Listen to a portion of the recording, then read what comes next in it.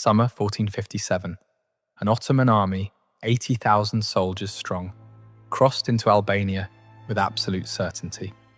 They had siege towers, war elephants, cannons that had shattered the walls of Constantinople itself. And for 3 months, they found nothing. No fortresses under siege, no armies forming battle lines, no resistance they could see. Just abandoned villages, scorched fields, and silence so complete it felt deliberate. The Ottomans were hunting an enemy that refused to exist. Supplies dwindled. Disease spread through the camps. Soldiers began deserting in the night. What started as a conquest became something else, a slow unravelling in a land that seemed to swallow armies whole. And then, on September 2nd, when the Ottoman commanders finally believed the threat had dissolved, the mountains came alive. What happened next wasn't just a defeat. It was the kind of humiliation empires spend centuries trying to forget. This is the story of how one man, armed with nothing but patience and intimate knowledge of his enemy's pride, turned the most powerful military force on earth into a case study in strategic frustration. And it starts with a boy who was supposed to become the empire's perfect weapon.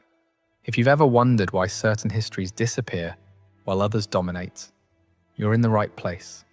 Crimson historians excavate what the world buried. Missionary letters, Ottoman archives, forgotten testimonies. Every like, every subscription exposes another humiliation empires tried to erase. 1443. 20 years before the trap closed, a child, maybe 8 years old, walks through the gates of the Ottoman imperial court in Edirne. His name is Gjergj Kastrioti, son of an Albanian lord, and he's been taken, not kidnapped, traded. This was the Devshirme system, a policy so methodical it barely qualified as cruelty.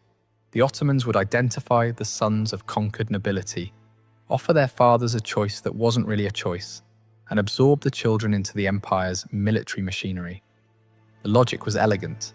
Turn your enemy's heirs into your most loyal generals.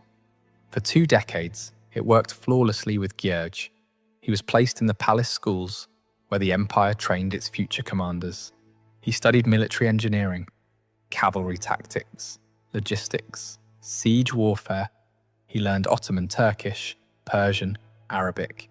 He converted to Islam and took a new name. But more importantly, he learned how the empire thought. He learned that Ottoman strategy relied on a single, overwhelming principle: shock and mass. Assemble a force so large that resistance feels irrational. Move so fast that enemies panic before they can organize. Create the impression that opposition is futile, and then watch most conflicts resolve themselves before a single arrow is fired. The system worked because most enemies believed in it. By his mid-20s, Gjergj, now called Skanderbeg, Lord Alexander, was commanding Ottoman armies. He led successful campaigns in Anatolia, in the Balkans. His reputation reached the Sultan's inner circle. His commanders praised his discipline, his tactical precision, his loyalty. And then in November 1443, during a messy skirmish against Hungarian forces near Niš, Skanderbeg and 300 Albanian cavalry under his command simply left. No announcement, no dramatic speech. One moment they were part of the Ottoman line, the next they were gone. The empire had spent 20 years sharpening a weapon, teaching it every vulnerability in their system, every pattern in their thinking, every assumption they made about loyalty and control. And now that weapon was walking away, carrying 2 decades of their secrets with him. What Skanderbeg understood, what the Ottomans would take years to realize, was that the Devshirme system had a fatal flaw.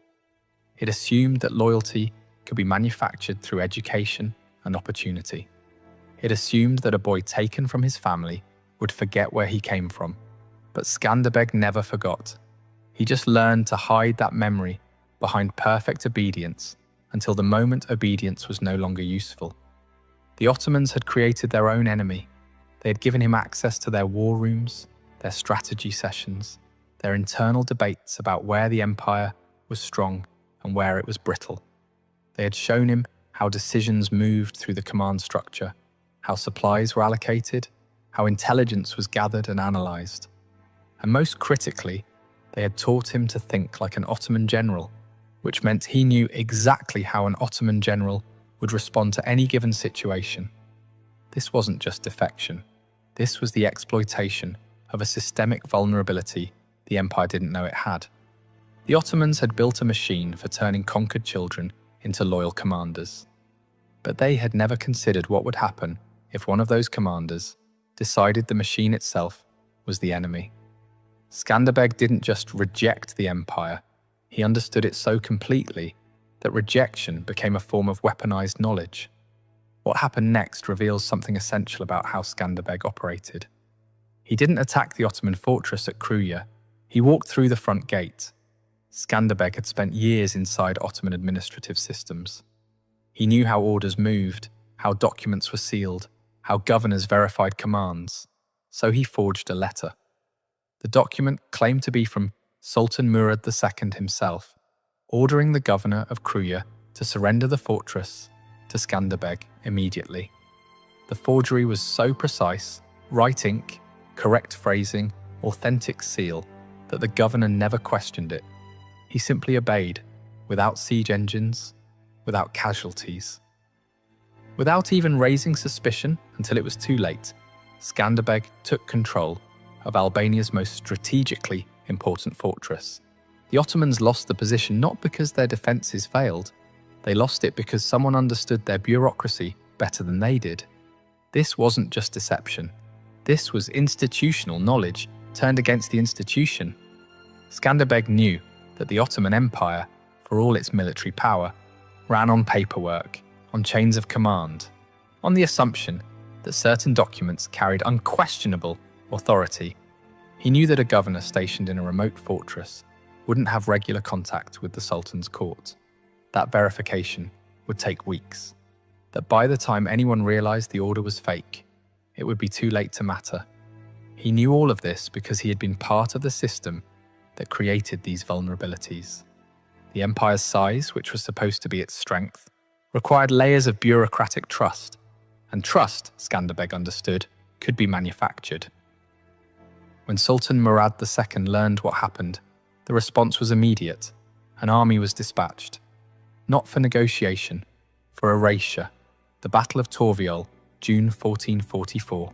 Ottoman forces, estimated between 25,000 and 40,000 soldiers, marched toward Kruja, expecting to crush a minor rebellion in a matter of days. Skanderbeg had maybe 8,000 fighters, mostly light infantry, no siege equipment, no cavalry reserves.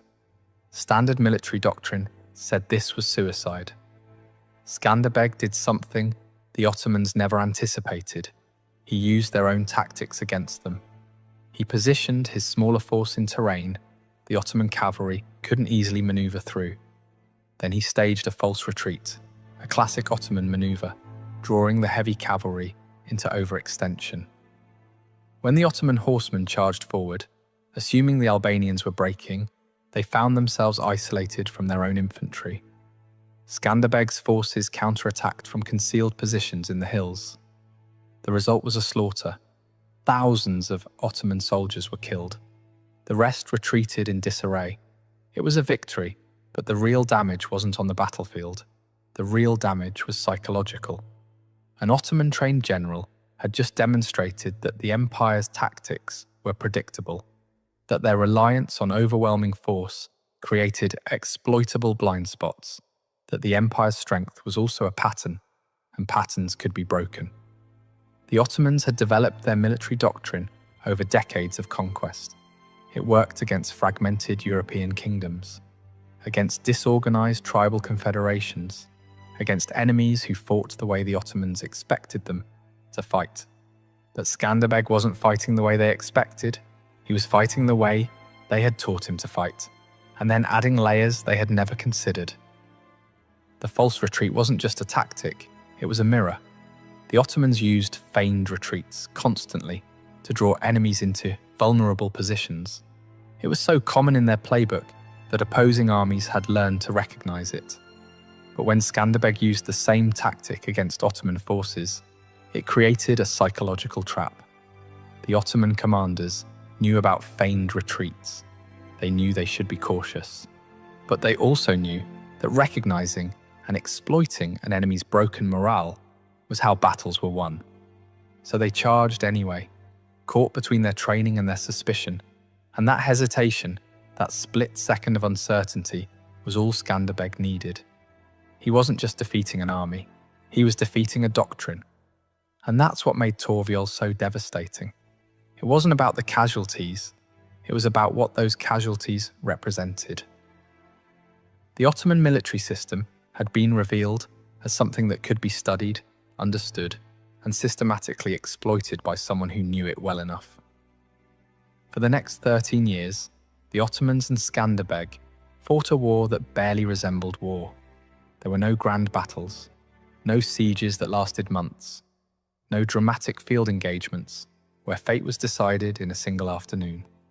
Instead, there was erosion.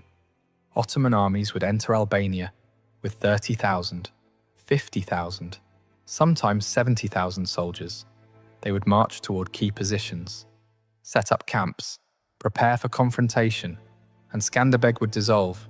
His forces would fragment into small mobile units that struck supply lines, ambushed patrols, and vanished before reinforcements arrived. The Ottomans would control territory during the day and lose control of it at night. There was no front line, no army to pin down, no single target the empire's overwhelming power could crush. This wasn't guerrilla warfare as desperation.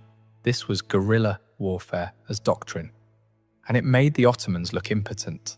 Sultan Mehmed II, the man who conquered Constantinople, who broke the Byzantine Empire, who was being called the Conqueror across 3 continents, took this personally. In 1457, he assembled one of the largest invasion forces the Balkans had ever seen.